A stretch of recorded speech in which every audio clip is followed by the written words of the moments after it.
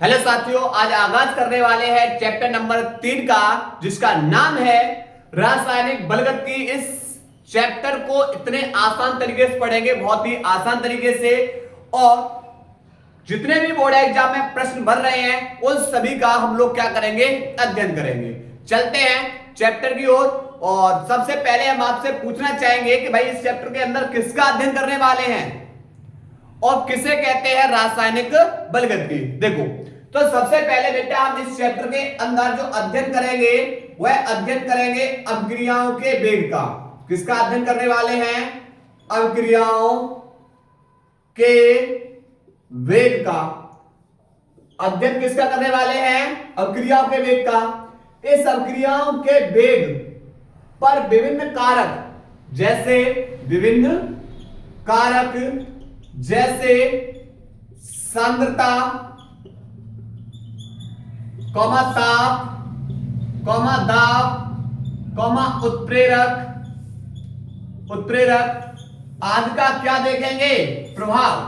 मतलब इसके वेग पर हम किसका, विभिन्न कारक जैसे सांद्रता, ताप, दाब, उत्प्रेरक आदि का क्या देखेंगे? प्रभाव। और बेटा इसके अंदर पढ़ेंगे हम किसको? रासायनिक अभिक्रियाओं की क्रियाविधि। रासायनिक अभिक्रियाओं की क्रियाविधि। और भैया इन सभी का जो अध्ययन है वही हमारा क्या कहलाएगा? रासायनिक बलगति। अब आप लोग परिभाषा कैसे दोगे? परिभाषा सुनिए।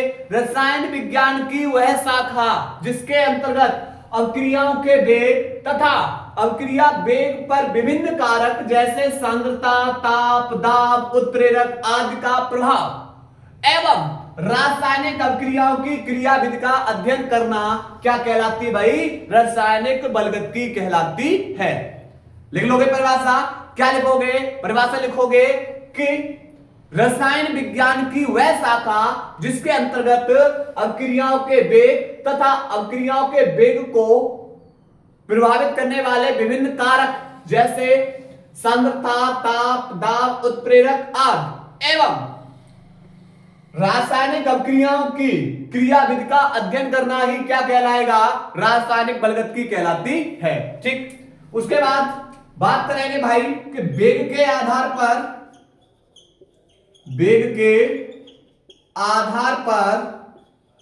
अभिक्रियाओं के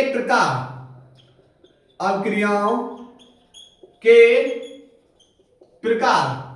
भाई वेग के आधार पर अभिक्रियाओं के प्रकार कितने प्रकार से पढ़ेंगे? 3। नंबर 1, पहली बेटा अभिक्रिया कौन सी होगी? तीव्र अभिक्रियाएं। तो वे अभिक्रियाएं बेटा जो कैसी होती हैं? तीव्र संपन्न होंगी। वे अभिक्रियाएं, वे रासायनिक अभिक्रियाएं जो तीव्रता से संपन्न होती हैं क्या कहलाती हैं? तीव्र अभिक्रियाएं। उदाहरण के लिए बेटा कौन सी अभिक्रियाएं तीव्र संपन्न होती हैं? तो उदाहरण के लिए बेटा हमारी आयनिक के अंदर कौन सा है? आयनिक अभिक्रियाओं में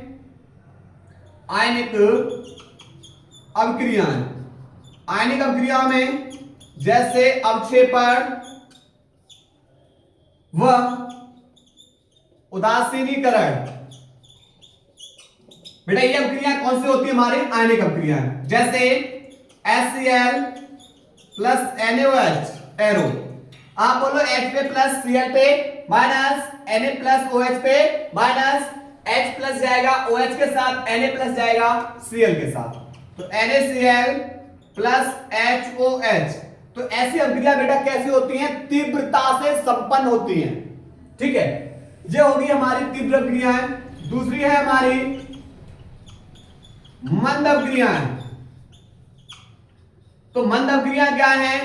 कि वे अभिक्रियाएं जो बेटा कुछ घंटों या मिनट में क्या हो जाती हैं? संपन्न होती हैं। कुछ घंटे या मिनट में संपन्न होती हैं। तो ऐसी अभिक्रिया बेटा क्या कहलाती हैं? मंद अभिक्रियाएं। और अभिक्रियाओं का वेग बेटा किन पे निर्धारित करेगा? इन्हीं मंद अभिक्रियाओं पर। ठीक है, ये चैप्टर का पूरा अध्ययन करने वाले हैं मंद अभिक्रियाओं पे। ठीक है, अब मंद अभिक्रियाओं में जैसे हमारा N2O5 टूटेगा NO2 प्लस O2, ठीक है। यहां पर बैलेंस बेटा कुछ समय के लिए हम इस तरीके से कर रहे हैं। जब हम ऑर्गेनिक केमिस्ट्री पढ़ाएंगे तो आपको ये टोटल रिएक्शंस बेटा आराम से कर जाओगे, नो टेंशन रहिए, ठीक है। तो ऐसी अभिक्रियाएं बेटा क्या कहलाएंगी? मंद अभिक्रियाएं, जो कुछ मिनट या कुछ घंटों में संपन्न होती हैं, है ना। उसके बाद एक होता है बेटा नंबर तीसरा है अति मंद अभिक्रियाएं। अति मंद अभिक्रियाएं तो वे अभिक्रियाएं जिन्हें संपन्न होने में कुछ कई महीने कौमा कई वर्ष लग सकते हैं। ऐसी अभिक्रियाएं जिन्हें संपन्न होने में कई महीने कई वर्ष लग सकते हैं, ऐसी अभिक्रियाएं बेटा क्या कहलाती हैं? अतिमंद अभिक्रियाएं। जैसे लोहे पर जंग लगना, लोहे पर जंग लगना, ठीक। इसी प्रकार यहां पर बेटा अगर हम H2 प्लस O2 दोनों का संयोग करें तो ये बेटा जो जल बनेगा, उस जल को बनने में बेटा कई महीने कई वर्ष कई दिन बेटा लग सकते हैं। अगर मुझे इस सब इन अभिक्रियाओं को तीव्र करना है तो हमें फिर इसको क्या करना होगा? उत्प्रेरक लाना होगा। तो ये बेटा ऐसी अभिक्रिया अतिमंद अभिक्रियाएं बिना उत्प्रेरक की उपस्थिति में, बिना उत्प्रेरक की उपस्थिति बेटा कई महीने कई वर्ष कई सप्ताह लग सकते हैं। लेकिन जैसे हम बेटा इसके अंदर उत्प्रेरक ले आए तो ये अभिक्रिया बेटा तीव्र संपन्न हो जाएंगी। जैसे हैबर के द्वारा अमोनिया, जैसे अगर मुझे अमोनिया बनानी है तो नाइट्रोजन प्लस H2 इन दो गैसों को मिलाएंगे तो अमोनिया बनेगी, लेकिन बनने में बेटा मैंने बताया बहुत अधिक समय लगेगा। लेकिन अगर मुझे अभिक्रिया को तीव्र करना है तो मुझे इसके अंदर उत्प्रेरक ले आए। कौन सा ले आए? एक आयरन ले आए, दूसरा कौन ले आए? मोलिब्डेनम ले आए। और जैसे इन उत्प्रेरक को लेकर आए तो यह अभिक्रिया कैसी हो गई? तीव्र संपन्न हो गई। मतलब यहां पर जैसे अगर आपके स्कूल के अंदर बेटा टीचर अनुपस्थित है, किसी भी कारणवश से टीचर हो गए अनुपस्थित, और टीचर ने क्या किया बेटा? फोन कर दिया कि बेटा एक काम करो, प्रेयर की बेल लगा दीजिए। एक बालक गया, प्रेयर की बेल लगाया, तो उसके अंदर क्या होगा? आप लोगों को जो लाइन में लगने की दर होगी वो टीचर की अनुपस्थिति के कारण लाइन में लगने की जो दर होगी वो बड़ी धीमे धीमे होगी, आराम से। और जैसे टीचर आ जाएंगे तो आपके लाइन में लगने की दर कैसे हो जाती है? बढ़ जाती है। तो वो टीचर है, वो टीचर किसका काम कर रहा है भाई? उत्प्रेरक का काम कर रहा है, ठीक। तो ये बेटा हमने पढ़ लिया वेग के आधार पर अभिक्रियाओं के प्रकार। अब हम पढ़ने वाले हैं अभिक्रिया का वेग या दर, औसत वेग, तात्क्षणिक वेग, इसके बारे में हम लोग अध्ययन करने वाले हैं। नोट करिए पहले इसको बेटा।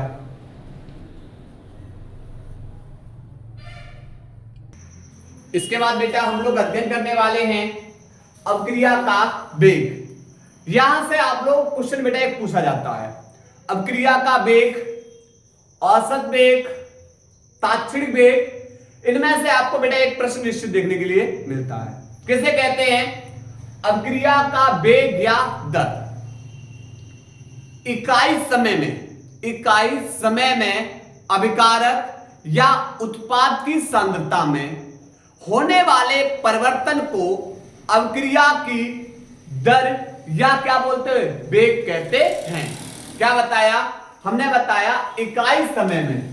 क्या बताया हमने बताया भाई इकाई समय में अभिकारक या उत्पाद, अभिकारक अथवा उत्पाद की सांद्रता में होने वाले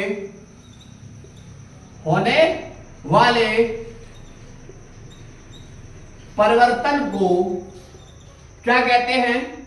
अभिक्रिया का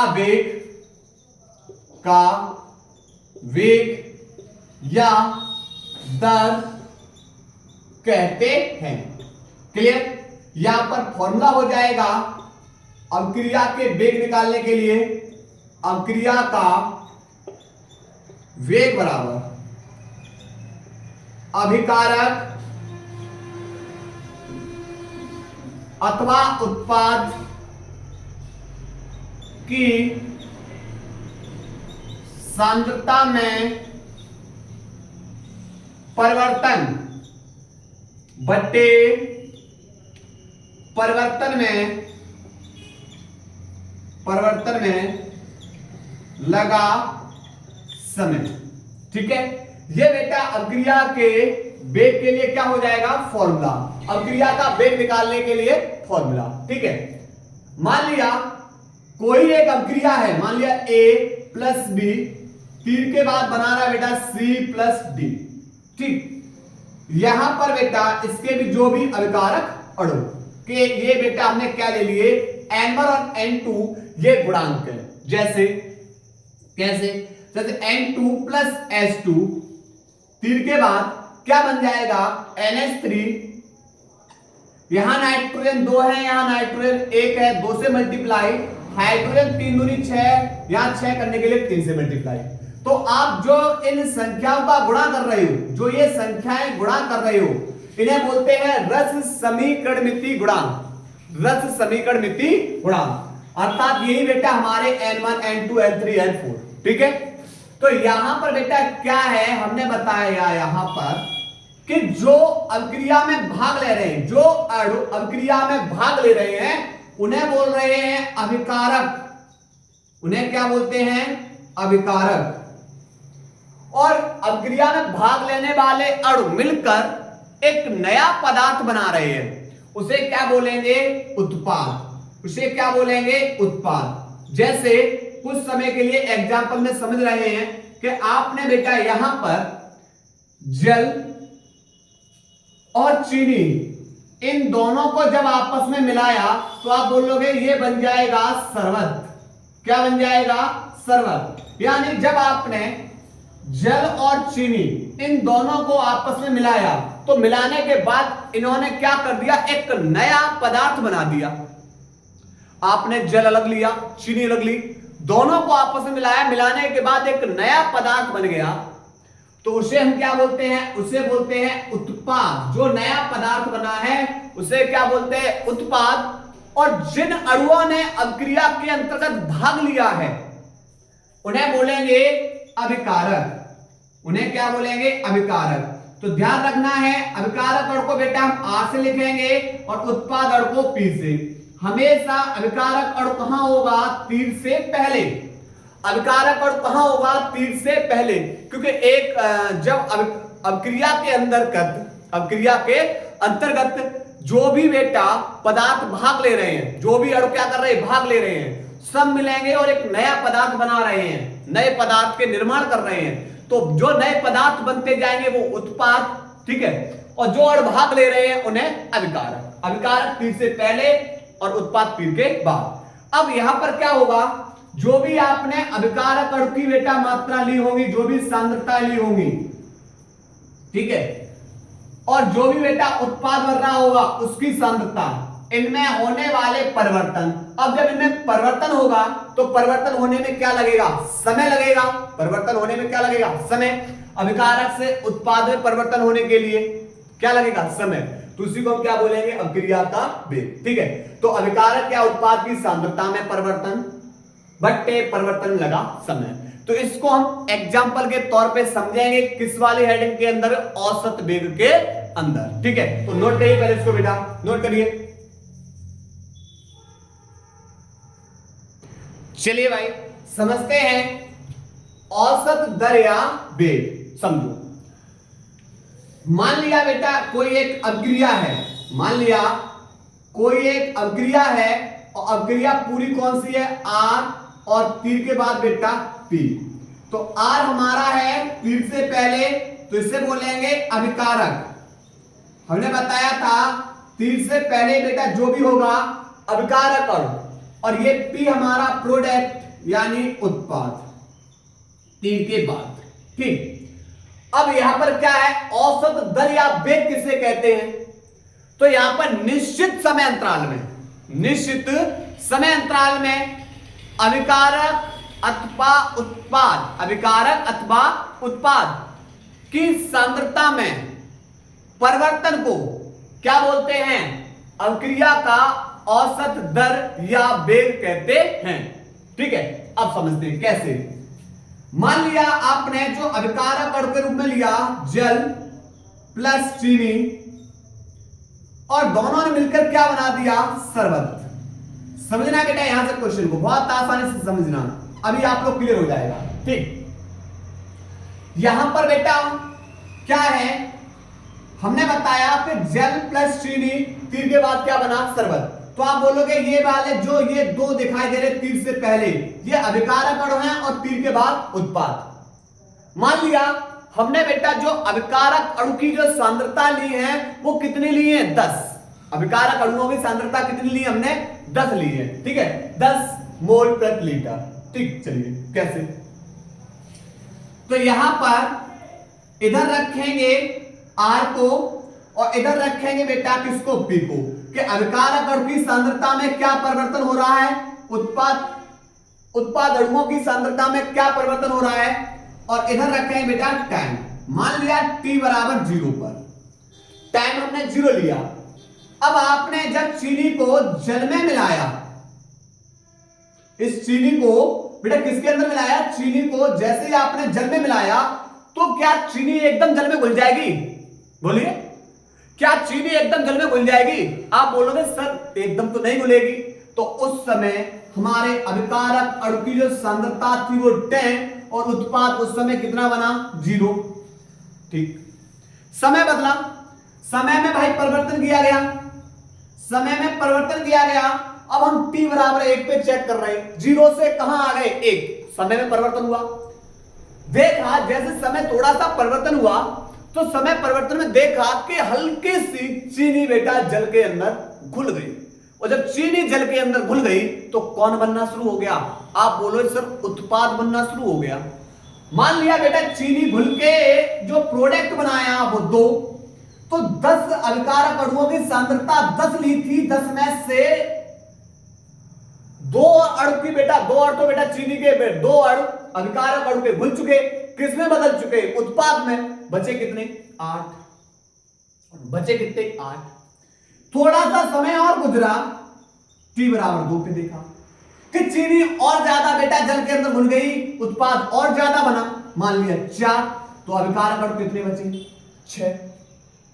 t बराबर बेटा 3 पे देखा गया कि भाई यहां पर अभिकारक अणु और ज्यादा घुल चुके, अभिकारक 6, अभिकारक बेटा सॉरी उत्पाद के अणु कितने बन चुके? 6, और अभिकारक अभी भी अब कितने बचे? 4। t बराबर 4 पे देखा गया कि और ज्यादा बेटा उत्पाद बन चुका, चीनी और ज्यादा जल में घुल चुकी, उत्पाद बन चुका। यहां पर बेटा अभिकारक अणु अब केवल कितने बचे? 2। लेकिन t बराबर 5 पे जैसे ही आया तो t बराबर 5 पे देखा गया कि भाई चीनी जल के अंदर पूर्णतः घुल चुकी है, यानी प्रोडक्ट पूर्ण रूप से तैयार हो चुका है, और उत्पाद बेटा बना 10। उस समय अभिकारक अणु बेटा अब बताओ कितना बचा? 0। अभिकारक अणु कितना बचा? 0 बचा। क्यों? क्योंकि चीनी जल में पूर्णतः घुल चुकी। क्या देखा भैया? अभिकारक अणु की सांद्रता उत्पाद अणुओं की सांद्रता में परिवर्तन हो रहा है, और परिवर्तन में लगा समय, परिवर्तन में लगा समय वही क्या कहलाएगा? औसत दर या वेग। क्या बताया हमने? बताया निश्चित समय अंतराल में, निश्चित समय अंतराल में अभिकारक अथवा उत्पाद की सांद्रता में परिवर्तन को अभिक्रिया का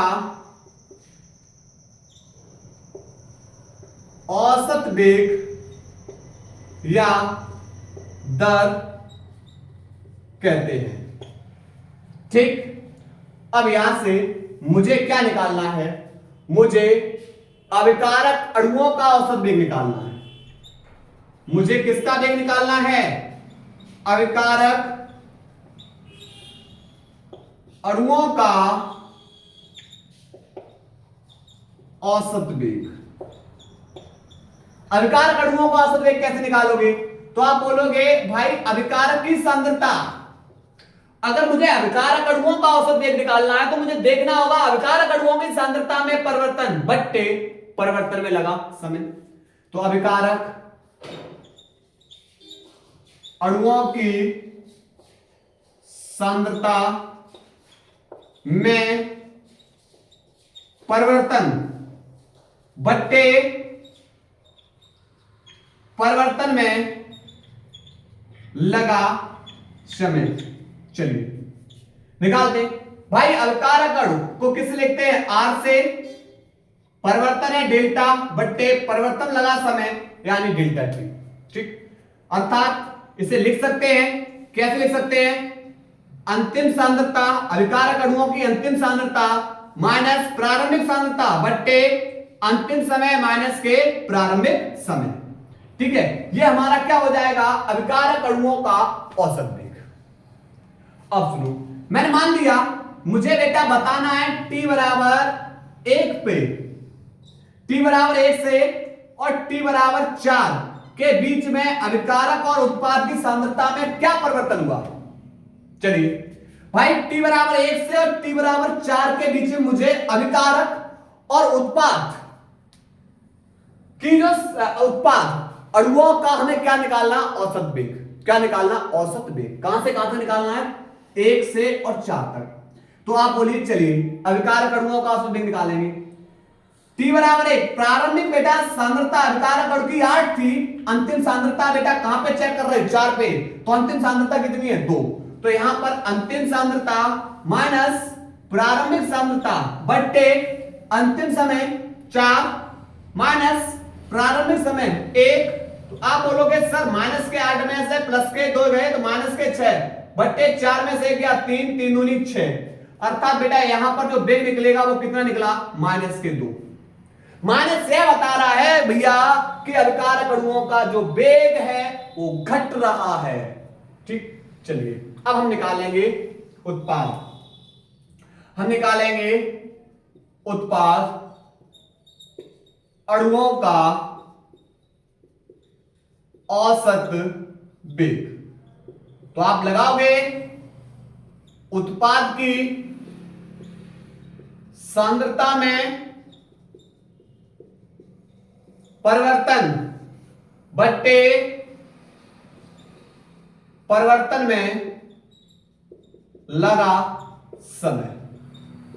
परिवर्तन में लगा समय। ठीक, लगाओ। उत्पाद को बेटा लिखेंगे P से परिवर्तन है डेल्टा बट्टे डेल्टा टी। अर्थात उत्पाद की अंतिम सांद्रता माइनस के प्रारंभिक सांद्रता बट्टे अंतिम समय माइनस के प्रारंभिक समय। लगाओ, बताओ भाई।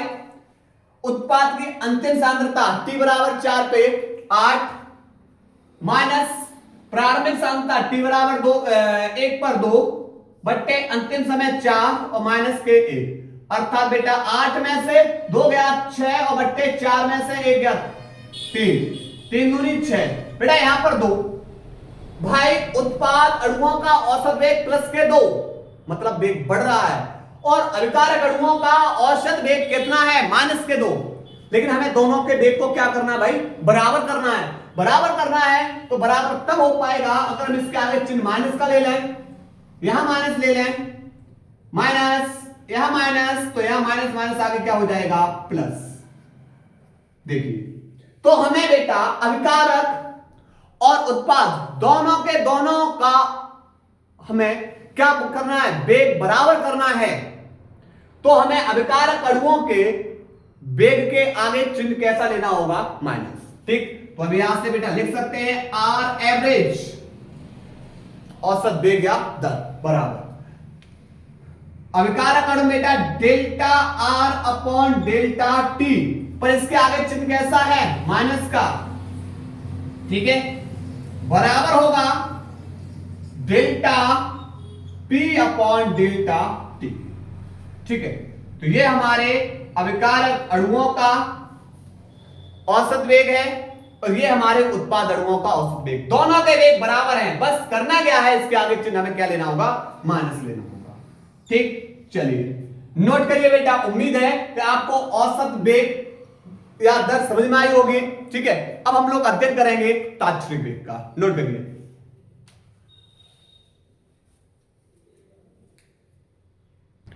इसके बाद बेटा तात्क्षणिक वेग क्या है। तात्क्षणिक वेग अगर हम बेटा लिमिट लगा दें, उसके समय पर क्या लगाते हैं, लिमिट, तो लिमिट लगाने पर बेटा वो क्या बन जाएगा, तात्क्षणिक।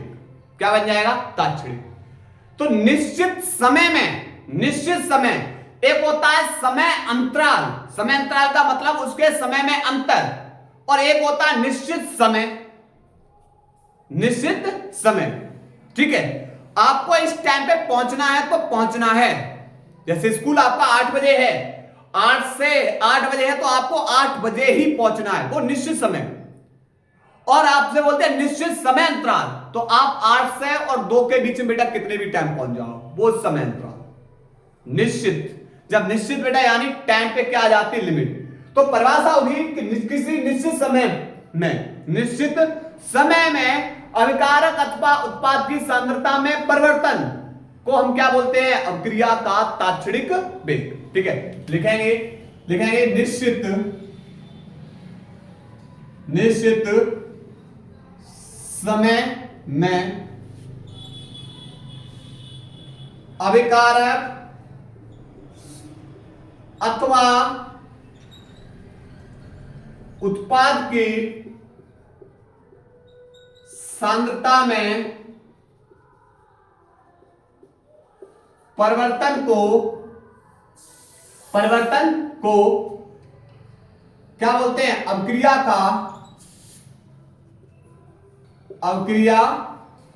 का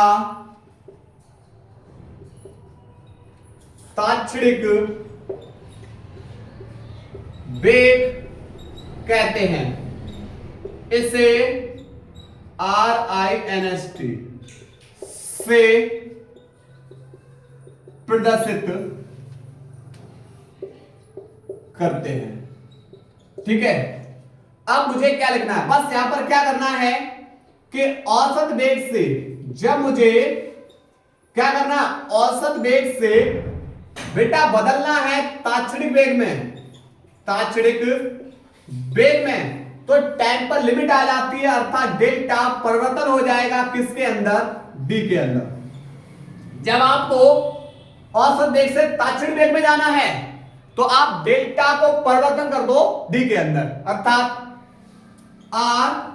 RINST बराबर डी आर अपॉन dt, या डेल्टा था वहां बेटा डी आ जाएगा। ठीक है, चिन्ह किसका हो जाएगा, माइनस का, बराबर डी पी अपॉन dt। ठीक, तो बेटा ये रहा हमारा कौन, तात्क्षणिक वेग। अब यहां पर बात आ रही है तात्क्षणिक वेग का व्यंजक लिखना। बात आ रही भाई तात्क्षणिक वेग का व्यंजक कैसे लिखेंगे। मैंने मान लिया एक अभिक्रिया है a प्लस बी, तीर के बाद बना रही है c plus D, c plus D. ठीक, इसके गुणांक n1, n2, n3, n4, यानी इन्हें बोलते हैं रस समीकरणमितीय गुणांक, अर्थात अभिक्रिया को बैलेंस करने वाले गुणांक। ठीक है, अब मुझे इसका बेटा क्या लिखना है, मुझे इसका लिखना है तात्क्षणिक वेग। क्या लिखना है, तात्क्षणिक वेग, आई वो RINST बराबर। लेकिन तात्क्षणिक वेग के लिए बेटा फॉर्मूला तो ये होता है ना, वेग लिखने का फॉर्मूला ये होता है। कैसे लिखेंगे, देखो अब यहां पर तीर से पहले आपको कौन दिखाई दिए, तीर से पहले आपको है अभिकारक अणु दिखाई दे रहे हैं, और तीर के बाद आपको कौन दिखाई दे रहे हैं, उत्पादन। ठीक, ये अभिकारक अणु है और ये उत्पादन है। चलिए तो लिखेंगे, तो यहां पर माइनस डी आर, अभिकारक अणु कितने हैं हमारे पास, 2, पहला कौन है ए बटे dt बराबर, ठीक है, या इस तरीके से INST बराबर। दूसरा कौन है, दूसरा बेटा हमारा है अभिकारक अणु कौन है हमारा B बट्टे dt। अब उसके बाद उत्पाद, तो उत्पाद को लिखेंगे RINST बराबर। उत्पाद बेटा कौन है P की जगह बेटा उत्पाद कितने हैं, उत्पाद ही हमारे दो हैं, तो P की जगह बेटा लिखो C बट्टे dt IRNST बराबर। बेटा यहां पर दूसरा उत्पाद अणु कौन है D, लिखो D, तो P की जगह D बट्टे dt, ठीक। देखो R की जगह बेटा R में हमारे दो अभिकारक अणु थे, तो R की जगह A, R की जगह B। उत्पाद हमारे दो अणु थे, तो P की जगह C और P की जगह D। यहां तक पहले लिखोगे। अभिकारक अणु के आगे चिन्ह कैसा ले लोगे, माइनस का। अब बात आ रही है भैया यहां पर जो इनके गुणांक है उन गुणांक को कहां ले जाएं, तो इनके गुणांकों को बेटा कहां लेकर जाना है, इनके भाग में। कहां ले जाना, भाग में। 1 बट्टे n1 इसका गुणांक n2, b का गुणांक n2 है, भाग में ले जाओ। c का गुणांक n3 है, भाग में ले जाओ। इसका गुणांक n4 है, भाग में ले जाओ। बस इनके गुणांक को कहां ले जाना है, बट्टे में। कहां ले जाना है, बट्टे में। अभिकारक अणु है उनके आगे चिन्ह लगा दो माइनस का, उत्पाद अणु है तो बेटा कैसा रहेगा चिन्ह, प्लस का, ठीक। जैसे एग्जांपल n2 प्लस 3s2, तीर के बाद ns3, तीर के बाद ns3 कितना 3, ठीक है। अब मुझे इसका बेटा तात्पर्य में लिखना है, तो लिखेंगे RINST बराबर। तीर से पहले वाले हमारे कौन है, अभिकारक अणु। कितने हैं हमारे, दो हैं, तो हमें दो बार लिखना होगा। माइनस के D, R है, R की जगह बेटा किसको लिखना होगा, N2 बट्टे dt। दूसरा RINST बराबर माइनस, दूसरा बेटा हमारा कौन है S2, तो लिखेंगे D, R की जगह S2 बट्टे dt। उसके बाद कौन है, उत्पाद, तो यहां पर उत्पाद P की जगह किसको लिखेंगे, P की जगह लिखेंगे NH3 बट्टे dt, ठीक। अब बात करें इनके आगे जो गुणांक आए उन्हें भाग दे दो, तो इसका गुणांक बेटा देखो, इसका गुणांक कुछ नहीं 1 है, तो 1 बट्टे 1। इसका गुणांक कितना है 3, भाग में जो। इसका गुणांक कितना है, सॉरी इसका गुणांक बेटा 2 होगा, क्योंकि यहां नाइट्रोजन 2 अणु है, नाइट्रोजन यहां कितने अणु है, 2 अणु, तो इसका गुणांक 2 है, भाग में 2। तो इस तरीके से हम क्या लिखते हैं, तात्क्षणिक वेग को, ठीक है। नोट करिए इसको।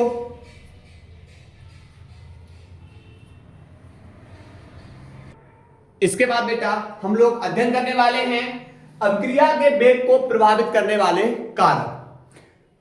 क्या क्या कारक है जो अभिक्रिया के वेग को प्रभावित करते हैं। पहला है बेटा अभिकारक अणुओं की सांद्रता।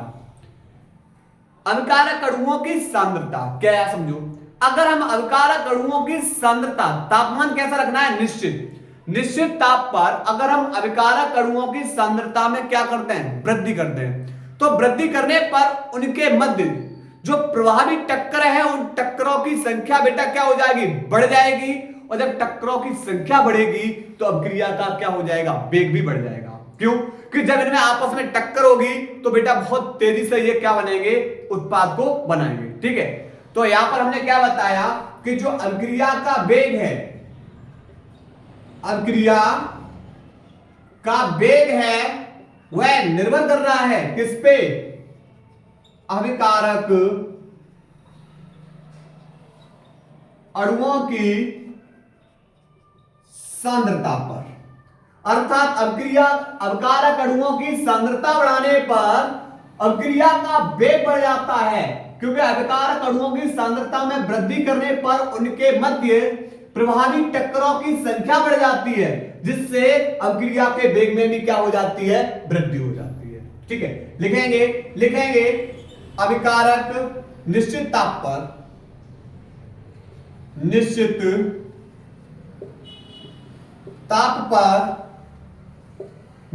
पर अभिकारक अणुओं की संख्या में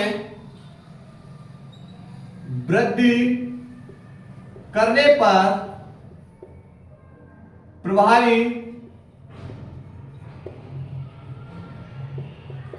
टक्करों की संख्या बढ़ जाती है।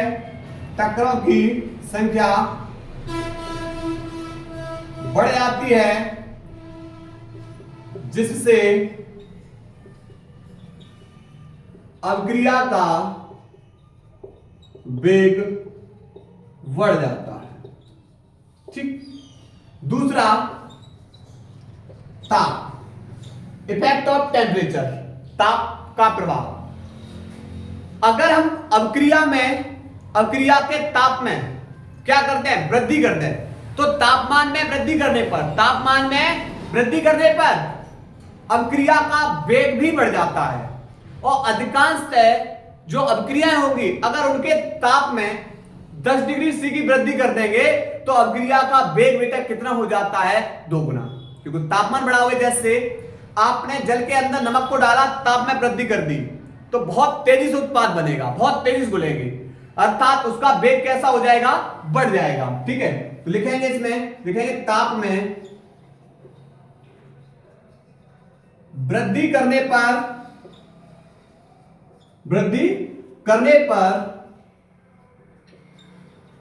अभिक्रिया का वेग बढ़ जाता है।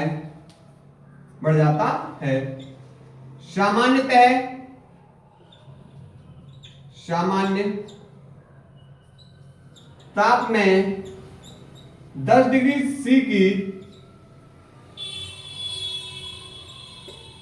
वृद्धि करने पर अभिक्रिया का वेग 2 गुना हो जाता है। अभिक्रिया का वेग कितना हो जाएगा, 2 गुना। तीसरा बेटा, अगर हम उत्प्रेरक ले लें तो भाई उत्प्रेरक लेने पर भी अभिक्रिया का वेग कैसा होगा, तेजी से बढ़ेगा। क्योंकि जो अभिक्रिया धीमे हो रही है, उत्प्रेरक की उपस्थिति में वह अभिक्रिया कैसी होगी, तीव्र होगी। ठीक है, तो क्या बताया हमने बताया भैया, जैसे ही आपने अभिक्रिया इंदल उत्प्रेरक लिया, उत्प्रेरक पहुंचते ही अभिक्रिया की बेटा क्या होगी, अभिक्रिया के वेग में वृद्धि हो जाएगी। और इससे क्या होगा, जो संक्रियण ऊर्जा है इसका मान घट जाता है और उसके अंदर जो सक्रियत अणु है उसकी संख्या बढ़ जाती है। संक्रियण ऊर्जा पढ़ने वाले चिंता मत करिए। ठीक है, तो यहां पर लिखेंगे उत्प्रेरक की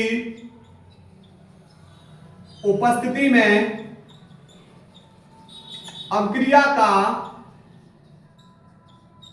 वेग बढ़ जाता है तथा इसका कारण यह है कि संक्रियण ऊर्जा का मान